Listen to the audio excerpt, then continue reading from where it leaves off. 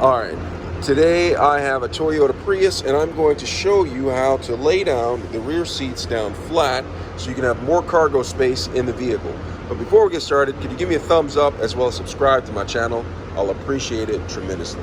Alright, so what we're going to do to get started, the first thing you want to do is you want to scoot up the front seats, because when you lay down the rear seats, they need to come all the way forward. If the front seats are not up far enough, you will not be able to lay the rear seats down flat. So I'm just going to scoot the seat up, just the front seat just up a little bit, all right, to see if that's enough. Come back around.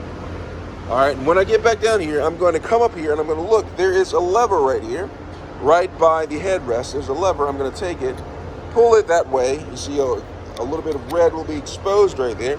And then I'm going to lay it down flat just like that. Now you see there's enough space for it to go down, enough space for the front seat to come back. So if you need more leg room or anything like that, you can go ahead and push the front seat backwards. So now we have this side down. We're going to go around to the other side.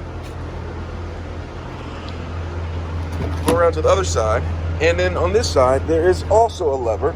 I'm just going to do that. See that red right there exposed?